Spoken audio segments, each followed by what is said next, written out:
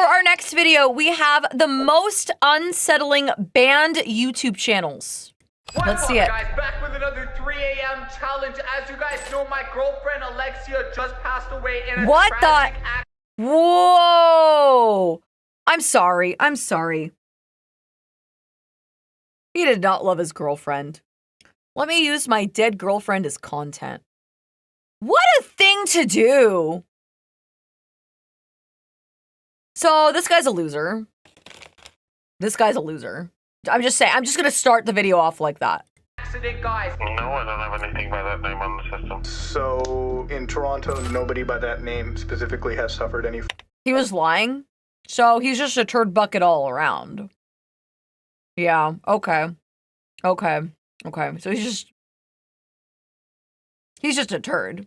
...form of death, right? No. Who finds this entertaining? Because this isn't even funny. This isn't entertaining. I'm not laughing. I'm not even smiling, bro. This isn't even funny. YouTube, you really need to look into your YouTube channels.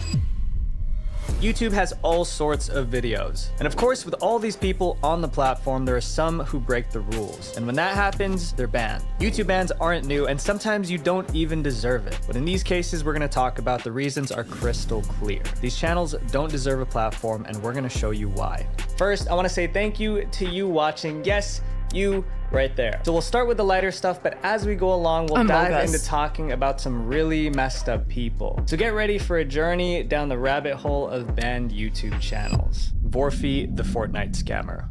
If you spend any time on the internet, you might have heard of this little indie game called Fortnite. Just kidding. Little and indie is crazy.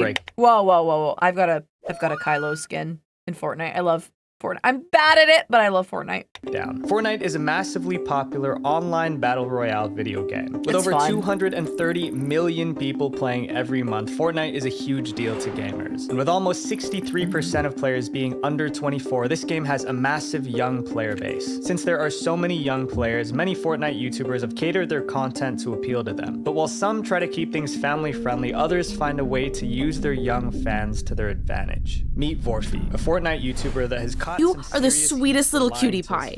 He was best known for his 24/7 live stream on his channel, where he would invite viewers to join him in games 24/7? and events in Fortnite. His popularity skyrocketed, and he gained tens of thousands of subscribers with these streams. Dude, that's a freaking grind. 24/7? Easily breaking 1,000 viewers each stream. He quickly built up a loyal community of fans that would spend countless hours liking his videos, engaging in his chat, and even donating money for the chance to play Fortnite with him. While Vorfi did play the game, most of his streams had a catch. He'd ask his viewers to do more than just like or subscribe. His main demand was to use his special Fortnite creator code when making in-game purchases. For context, a Fortnite creator code is a unique discount code provided to Fortnite content creators. If the code was used to purchase something in-game, the creator is given a 5% cut on each sale. Vorfi told his viewers that doing— Okay, so it's kind of like how I have my sponsorship with like Gamersupps and I show my code, right? What he asked would up their odds of getting to play a game with him or join one of his special events. Oh, he made it a gambling option. He made it like a gotcha system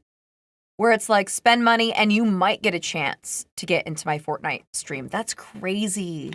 One of these events was called the Fortnite Fashion Show, which became Vorfi's most popular event on his channel. Many of his viewers went to great lengths to try and secure an invite to the fashion show. Vorfi knew this and used it to his advantage. He made it clear that if they don't do what he demands, they would be kicked out of the running for a fashion show invite. With many of his fans being young kids who idolized him, they did exactly what he asked. Vorfi, I told you I was using your code.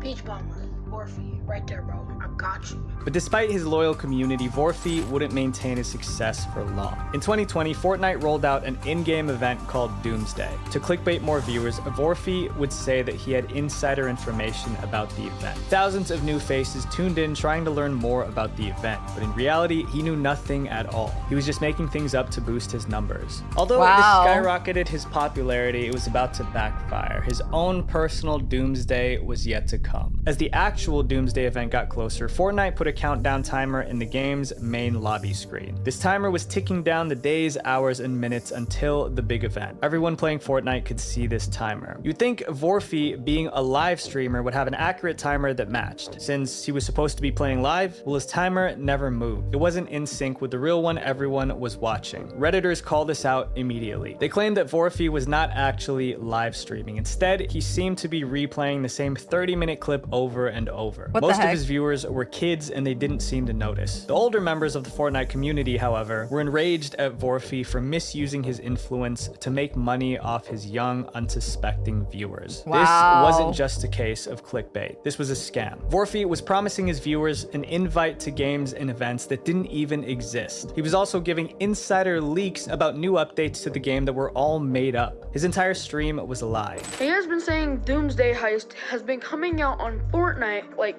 for 2 days, and it hasn't. 5 days until it happens. 19 hours and 15 minutes. He has been lying to us all, and you can just check right there. His live streams weren't live at all. At this point, he had a following of 328,000 subscribers who fell victim to his deception. Not to mention, he was making a ton of money off fan donations and his Fortnite creator code. And YouTube started to take notice. Finally, on November 25th, 2020, Vorfi was banned for violating YouTube's rules against spam, deceptive practices, and misleading content. We're just getting started, so this next case gets even more shady. It's Owen, taking clickbait too far. Controversy gets people talking, and this channel knew it. The more people argue in the comments, the more buzz a video gets. That ups the engagement, and YouTube shows it to even more people. Add a juicy clickbait title, and you're looking at a viral hit. But using controversy to boost views isn't new. Loads of YouTubers do it. But what happens when you take it too far and then do it over and over again? This is exactly what It's Owen did when he used the passing of a beloved YouTuber to boost his own fame. But first, let's dig into who It's Owen really is. It's Owen, aka Owen Clough, was a YouTuber that started out doing gaming-related content. During this era of his YouTube career, It's Owen had a few questionable growth strategies. He was but a nothing minor. too bad. He would do stuff like regularly self-promote his channel in the comments of other videos. He also had a series on his channel called Shoutout Sundays, where he had viewers make videos shouting out his channel, and in return, they might get a shout out back from them. Maybe Many he's people not. speculated that this all was just a way to get more subscribers without actually following through. And He looked like he faced was backlash 14. for this. But that wasn't even the tip of the iceberg in It's Owen's controversies. As Owen's channel grew, it seemed like he let fame get to his head. In 2017, It's Owen was under fire for partaking in live stream giveaways with known scam channels. In these live streams, viewers were promised a chance to win a brand new iPhone 7 if they subscribed. All the channels involved, including It's Owen, gained thousands of subscribers within a matter of days, but no winners were ever announced. The streams gained so much virality that even Keemstar from the Drama Alert YouTube channel tweeted about it, exposing them as complete scams. After this incident, It's Owen doubled down even more on his unethical ways. He started posting drama baiting videos, often at the expense of others. He would post clickbait videos about popular YouTubers like Ninja and Tfue that were filled with lies to get more views. Of course, one could argue that this was the optimal strategy on YouTube these days, but where do you draw the line? Well, It's Owen was about to get a hard lesson on what happens when you step over it. On June 30th, 2022, Minecraft YouTuber Technoblade passed away after a year-long fight against cancer. A heartbreaking video called So Long Nerds was posted to his channel, which featured Technoblade's father reading a message that Technoblade left for his fans. The gaming community grieved this loss. While some showcased their support and love for the YouTuber, others were not so kind. They found ways to capitalize off of Technoblade's tragic passing, and It's Owen was at the forefront of it all. Shortly after news broke about Technoblade's passing, It's Owen posted a video on his channel called Mr. Beast Final Goodbye to Technoblade, and it went viral. In under 20 hours, the video gained over 800,000 views and even made it onto the YouTube trending page. But not all publicity is good publicity. The video just showed a clip of Mr. Beast and Technoblade playing Minecraft with a fake tweet from Mr. Beast at the end of the video.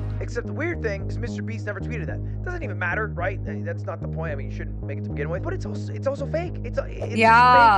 all It was a fake tweet. People were disgusted Wow. that Owen would stoop so low to try to profit off of Technoblade's passing. Sure, it's Owen was known for pushing the boundaries of clickbait, but it went beyond that. Reddit and Twitter were blowing up with backlash against the video, and popular content creators started calling him out too. Just awful garbage. I have more respect for stains in a gas station urinal than I do for Owen. With all this controversy, it's not surprising that YouTube eventually caught wind of it, and they did what had to be done. His channel was promptly banned following the upload of this video. But even after losing his channel, It's Owen still didn't believe he was wrong. He even took to Twitter to ask YouTube why his channel was removed, claiming that his channel was wrongfully terminated and that he didn't violate any community guidelines. It's Owen may be gone from YouTube, but it looks like old habits die hard. He's on Instagram now, still reportedly fishing for likes and views with empty promises. But while It's Owen seems to have learned nothing, sticking to his old habits, Venus Angelic's story is different, and not in a Oh, good I way. remember Once Venus celebrated Angelic. as the internet's favorite Dude, Venus Angelic was like super like mentally, like emotionally abused by her mom. And she wound up in like a really bad situation. I remember living Venus's doll. story. Her life has since taken a darker path. Venus Angelic, Yeah. the living doll. To reiterate, It's Owen was clearly a scammer, but he's only one out of millions of cyber criminals, and you could be their next target. Because our lives revolve around the internet, it's important to keep our files safe. We all know someone who's gotten hacked or has had their hard drives fail and lose years of valuable files. And about a year ago, I researched the best way to back up my data. All sources pointed to Backblaze. So I've already been a longtime user of Backblaze, so I'm proud to say that this video is sponsored by Backblaze. With Backblaze, you get unlimited computer backups for any files on your computer, whether you're on Mac or PC. By unlimited, I literally mean there's no storage limit at all. The reason why Backblaze is so effective is because you set it and forget it. I'm a lazy person and I don't even want to spend an hour a week backing up my stuff, but I haven't touched Backblaze in months. Why? Because every time I add a file to my computer, it backs it up automatically. And when you're ready to restore your files, you can download them right from the website or choose to have a hard drive with your data mailed to you. To try the full version of Backblaze for free for 15 days, no credit card needed, go to backblaze.com/visualventure or click my link in the description. After that, it's just $7 a month, but will save you a world of headaches. And that's invaluable. Imagine going your entire life without having any control over it. You couldn't decide what clothes to wear or how to style your hair. Her mom controlled literally everything. Someone else made those choices for you, and you had to pretend you loved it in front of thousands of people. Well, that was what every day was like for Venus Angelic, the living doll. At just 15 years old, Venus Angelic became an internet sensation. With her doll-like looks and preppy persona, she quickly became a fan favorite on YouTube for being a real-life doll. Venus had started her YouTube channel at just 12 years old with her mother, Margaret. Although the two were originally from Switzerland, they shared a love for Japanese culture. They would eat Japanese food, engage in Japanese traditions, and partake in the latest Japanese fashion and beauty trends. Venus's channel featured content reflecting this Japanese Lolita lifestyle with videos like makeup tutorials and dancing to Japanese songs. On March 2nd, 2012, Venus posted the video How to Look Like a Doll, and it went instantly viral. She shot to social media stardom just 3 years into her career. Overwhelmed by her daughter's sudden fame, Venus's mom, Margaret, pulled Venus out of public school and began homeschooling her for her safety. The two grew even closer, but for Venus, this wasn't a good thing. With Venus spending most of her time at home, she became closed off from the rest of the world. As her subscriber count kept climbing, her mother, Margaret, started becoming more involved with the channel. She not only began to respond to comments on Venus's YouTube channel, but even launched her own YouTube channel where she would upload content featuring Venus. With Margaret's ever-growing presence on Venus's channel, fans began to wonder who was actually running the show. Was it Venus, the girl we see in front of the camera, or was it her mother, Margaret, orchestrating things from behind the scenes? Venus and her mother would go on to make several television appearances. The two did an interview at Daybreak in London on April 4th, 2012, which exposed Venus's doll-like persona to a much wider audience. In the interview, people began to notice Venus displaying some strange behavior. She kept a blank expression on her face for the majority of the interview and seemed to be replying with rehearsed answers. When Venus wasn't speaking, she sat there rigidly with no emotion on her face. Viewers began to suspect that Margaret was using Venus for views and internet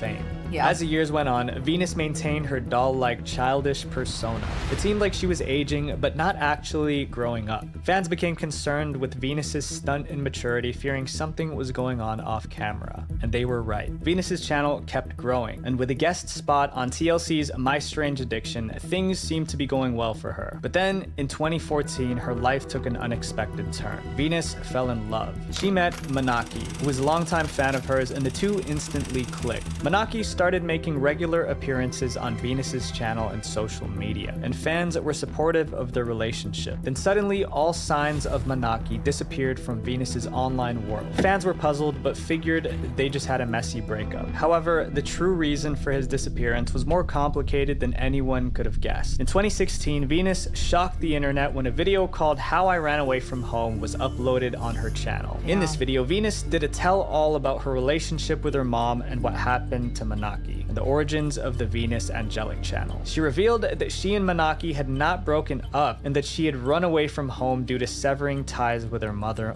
Margaret. Venus I don't know if you guys have seen Venus Angelic now, but like, it's rough, buddy. It's rough, buddy. This would go on to detail how Margaret had practically full control over her accounts, and that it was her mother's idea to create a YouTube channel in the first place. A couple of things that have bothered me since the past few years include I didn't like that my mom posted on my social media in my name things which I would never say. Since Venus was young, Margaret would force her to act like a doll on camera to rake in views, likes, and subscribers. Venus had little to no say in what was posted. It was her mother pulling the strings behind the Venus Angelic brand. Venus also said that it was hard to say no to her mother because whenever she tried, her mother would use emotional tactics to make her comply. I couldn't just say no because if I say no or that is a bad idea, then she will get really depressed. Venus ended the video by assuring her viewers that she changed all her passwords, making sure her mother could no longer access her accounts. Now, for the first time, Venus was the true owner of her social media presence. Margaret, Venus's mother, fired back with her own video titled Venus Angelic Marriage Story. In it, she dropped a bombshell. Venus and Manaki were actually married. The video was supposed to explain her side of things, but it quickly spiraled into something more as she explained her distaste for Manaki. The situation escalated as the video went on, leaving viewers even more conflicted. I came home from the party. I took a picture of the two being in bed together. I took the picture to send it to her husband. It was revealed that Margaret had sent a picture of Venus with another man to Manaki. Ooh. To Venus, this was an attempt to sabotage her marriage. Margaret justified it as repercussions for Venus's so-called cheating. Real story is still unclear, but this ignited an online battle between mother and daughter, leaving the internet to pick sides in the unfolding drama. In an attempt to win against Venus, Margaret took extreme measures and copyright striked all of Venus's videos. This eventually got her account terminated and her content removed from the website. Margaret continued to use her own personal social media and YouTube channel to try and taint her daughter's reputation during the ban. But Venus's loyal fans were quick to defend her. They even started petitions to try and help Venus get her channel reinstated. Venus has since gotten her channel back and returned to YouTube, but fans were still worried. Despite cutting off her mother, it didn't seem like Venus's life gotten any better. In her videos, it was clear that she had lost a significant amount of weight and didn't look like she was sleeping much. Additionally, her new content even disturbed some of her longtime fans. The woman who once seemed eternally youthful was now producing content that was overtly provocative. Many fans couldn't help but wonder if the years of manipulation from her mother, along with the unending spotlight of the internet, had finally taken a toll on her well-being. Although Venus is finally free from her mother's grasp, her future remains unclear. It's a transition from a life with zero control to complete freedom. How does one go from having every decision made for them to having to do it all by yourself? Only time will tell. But Venus isn't the only person that's been taken advantage of for YouTube fame. As we dive into the next chapter, you'll see how far some people go to mistreat their loved ones, all for clicks and views. I'm J Station, the Ghost Hunter.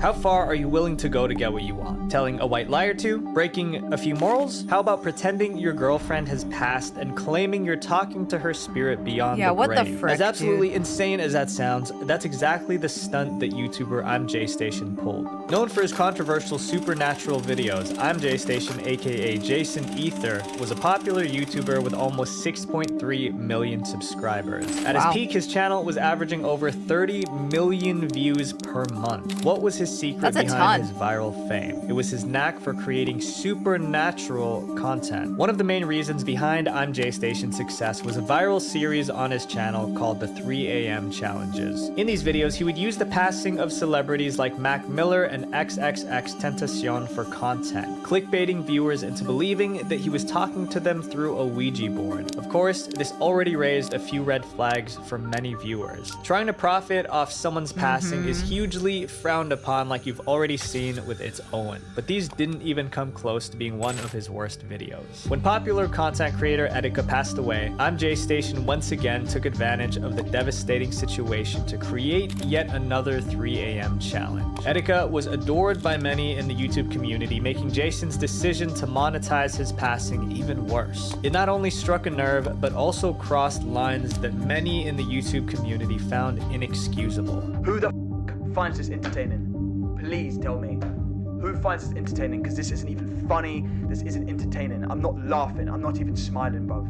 This isn't even funny. YouTube, you really need to look into your YouTube channel. Once he realized how intense the backlash was, I'm JStation tried to make some sort of amends. He changed the title of his video to I'm sorry for what I did, RIP Etika, but the video remained up on his channel. In a move that would ultimately be the tipping point for both his personal and online life, Jason proceeded to up the ante on controversy. This time, it would be the nail in the coffin for both his channel and his relationship. In January of 2020, I'm JStation posted a video called My Girlfriend Alexia Died, Rest in Paradise. Fans were shocked at the news, but considering the nature of his channel, many remained skeptical about the validity of his claims. In the video, he said Alexia passed away from a tragic car accident due to a drunk driver. Despite this soul-crushing situation, Jason wasted no time in shouting out another channel of his called Dream Team. He said that it was Alexia's dream to reach 1 million subscribers on that channel, and he encouraged all the viewers to subscribe for her sake. It was her dream to get 1 million subscribers, so out of respect for her, because I know that's what she would want, I'm gonna post those videos there. He claimed that he and his girlfriend recorded content for that channel, and that after speaking with her parents, they all agreed that he should post the videos there. After talking with her parents, we both agreed that I should post the remainder videos that we filmed for that channel on that channel. And just in case people didn't believe him, Jason posted another video where he visited her memorial. This video, contrary to what he thought it would do, only made viewers more suspicious of him. You see, Jason's story wasn't adding up, and he was getting caught in his own web of lies. He wasn't really In his previous video, he stated that Alexia had passed away due to a drunk driver. In this one, he says that she must have crashed into a sign. And that, combined with his less than convincing acting skills, made fans almost certain that he was faking the whole story. What's poppin', guys? Back with another 3 a.m. challenge. As you guys know, my girlfriend Alexia just passed away in a tragic accident, guys. Nothing says grieving like a clickbait video, right? I'm JStation made a 3 a.m. challenge where he claimed to be talking to his so-called dead girlfriend. The heck? If his enthusiastic intro about his girlfriend wasn't enough to prove he was lying, maybe this will. Let's smash the like button right now, guys. 1 like equals 1 prayer for Alexia, guys. I'm sorry. With all these videos piling up, it was getting harder to believe that there was any truth. Who to says that's so JStation's hyped up? story. Like who? Mudahar from Some Ordinary Gamers looked into the situation. No, I don't have anything by that name on the system. So, in Toronto, nobody by that name specifically has suffered any form of death, right? No. Mudahar was able to confirm that there was in fact no record of this incident in Toronto with Alexia's full name. The case was closed. I'm JStation was a liar. Alexia is alive. When his hoax was exposed, YouTube quickly demonetized Jason's channel. But people didn't think that that was punishment enough, with content creators like Keemstar and the Nathan NS calling for his entire channel to be completely banned. Not only was his channel failing, but so was his relationship. Alexia turned to YouTube to tell her side of the story, confirming that she was alive and also exposing the truth about the relationship. Multiple DM and video leaks came to light to showcase how badly Jason treated her while they were together. JStation also confessed to his lies, trying to justify them as just part of a YouTube strategy. I thought of the idea of faking Alexia's death and then doing a thing on YouTube, thanking everyone and explaining to everyone it was just to gain attraction. As expected, after so much controversy, no one sided with him. Shortly after, in February of 2020, Jason was arrested due to allegations that happened within his relationship. The JStation channel and all the other channels were terminated a year later on March 12, 2021. While Jason may have used one person suffering for his own benefit, there are channels who have done worse. A channel that's taken advantage of not one, but 50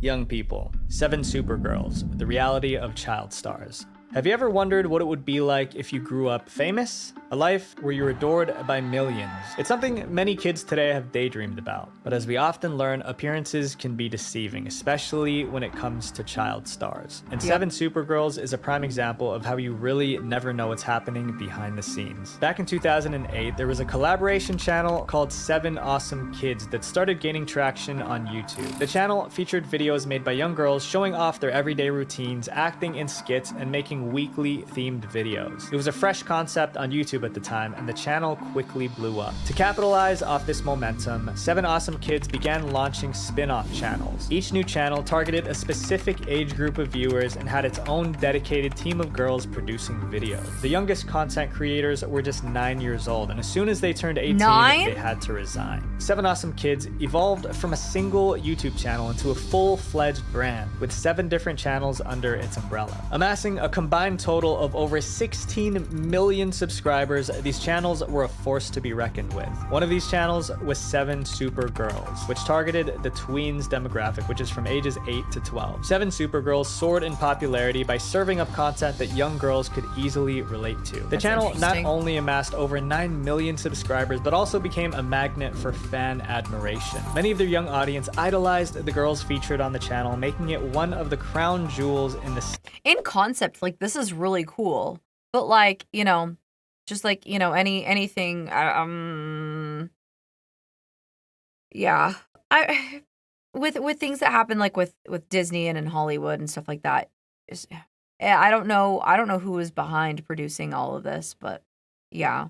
7 Awesome Kids empire. While all the youthful faces on screen led viewers to think that it was all just lighthearted fun, the reality it was far different. Behind the scenes, an organized team of adults carried out a strict system to hold everything together. Emily Jade, who was a former 7 Supergirls member, gave a breakdown of the entire process. The girls would have to audition for a spot on one of the channels. If they passed, they were required to prepare 1 video per week that would be posted on their designated upload day. The parents would help the girls film the videos, which were then sent to the manager for approval before upload. The 7 channels were ranked from least popular to most popular, with 7 Supergirls being at the top. The girls had to work their way up and grow their fan bases in hopes of having a shot at being on 7 Supergirls. As the girls moved to higher ranking channels, they became subject to stricter rules. Emily had started at the bottom in 2014 on the lowest ranking channel, 7 Twinkling Tweens, which had practically 0 rules. Getting moved to another channel in the 7 Awesome Kids network felt like getting a promotion. Although you had more perks, like a bigger fan base, you also had way more responsibilities. After being bumped to 7 Cool Tweens, Emily found that she had to follow a stricter content creation process. So I got on 7 Cool Tweens, and I think there was a few rules there.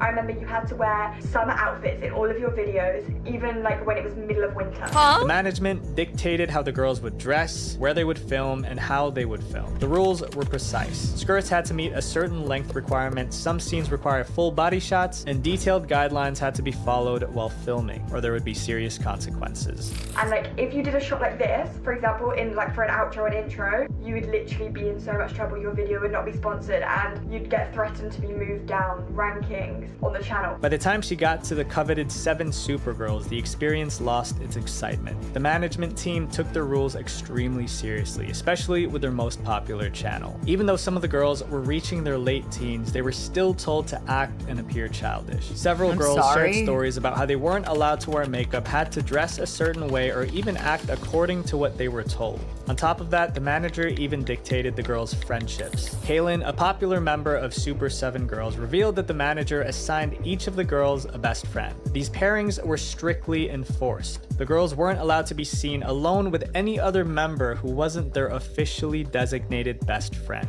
And I am not being dramatic. He literally told us that if we were seen alone with any of the other girls on the channel, it would ruin everything and we would lose all of our opportunities. The manager even prohibited the girls from interacting with their real-life friends for fear of viewers seeing them with anyone that wasn't their assigned best friend. He said we could not be seen with anybody in real life because what if the viewers thought that that person was our best friend instead of the person he assigned us with? For a group of young girls, this was an extremely harsh set of rules to have to follow, but the control didn't stop there. The manager went to great lengths to ensure that no rules were broken. In every 7 Supergirls story time and expose, one man was always mentioned, the head of operation, Ian Riley. According to the girls, whenever Ian was unhappy with any of the girls, he would pick up the phone and call their parents. And it wasn't just a casual conversation, it was full-blown yelling. Kaylin recounted an unsettling situation in her video where Ian, the manager, became furious over a simple act. She posted a photo of herself with her swim team friends on her personal Instagram. Ian lashed out in response, calling Kaylin's mother and yelling at her over the phone. I remember one day I posted a photo on my Instagram of me and my friends from swim team, which is a very normal thing for a high school girl to post on her Instagram, and I got a phone call. Not even an hour later of this man And her private Instagram too. screaming at my mom and I saying, "You can't post things like that because what if they think that's your best friend?" This wasn't the only tactic Ian used to get the girls to follow him. Whenever he was upset, he would threaten the girls with punishments like removing them from sponsored opportunities or demoting them to lower ranking channels. But not only were the channels ranked, but the girls within them were ranked too. Every week or something, they would have a list of rankings from literally every single person on every Sax channel. I mean, there's like 1 to like 100 or something. It would like rank you based on like how well your videos are doing view-wise. To top it all off, Brianna Mott, a former member of both 7 Perfect Angels and 7 Supergirls, revealed that during a trip to Anaheim, California, the girls were given sponsored bikinis to wear. However, before they could even step out to the planned events, they were required to send approval photos of themselves in the bikinis to the management team. What the Getting frick? manager What the approval was- frick? What the frick? What the frick? What the frick? So that management can have private, are the sweetest little cutie I'm pie. sorry. What were the mothers doing? I'm sorry. Shut it down right now. No. Because I would have gone to every single mother. Like, what do you, excuse me? What do you mean our daughters' individual photos are being taken and sent separately to management? In bikinis. No, I'm sorry. Mass exodus. Personal campaign to get as many people out as possible, mass exodus, and basically to make like videos exposing management for that. Like, you can either like redact that, or like we can make an entire campaign. Like, we can make a huge defamatory campaign, and that's that. I'm sorry. I don't, because the thing is like, once those photos get sent to management, what are you doing with my photos? What are you doing with those photos? They can make copies.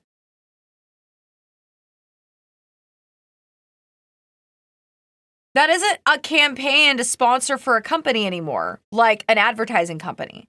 That's not. What do you mean? Yeah, once you send it, it's out of your control. What the frick? Standard practice in all of the 7 Awesome Kids channels, but this time, the reason behind the photos will shock you. And I recently found out that there actually weren't any sponsors, clothing sponsors in that matter, the entire time that I was on at least, but for the past 3 years as well. And he would have everybody send approval photos to him. They had to be high quality, you had to send them into him, and he said that he would send them into the sponsors. It turns out those were just for his personal gain. Ian was not only a stern manager, he was a creep. On August 17th, 2018, high quality an adulting photos. turn of events, Ian Riley was arrested for the mistreatment of one of the girls. Yeah, send me your best photos. high quality, HD. Yeah. I'll totally send those into sponsors. I'm sorry, what? Girls involved in the channel. YouTube immediately demonetized all of the 7 Awesome Kids channels in response. The saga finally came to an end less than a year later on March 12, 2019, when YouTube took the drastic step of terminating all the 7 Awesome Kids channels. The arrest and shutdown of the channels marked a grim but necessary conclusion in this. The parents were blind to money. They were blinded by money and fame, and they were not taking care of their children. Period. World of young YouTube stars. While the stories of Venus, I'm J-Station, and 7 Supergirls are cautionary tales, they're far from isolated incidents. Situations like these happen every single day. In our digital world, where every click matters, protecting ourselves and those we care about isn't optional. It's a responsibility. So stay vigilant, friends. Visual Venture. Wait, before you go, click this playlist right here to watch more. No, that's crazy.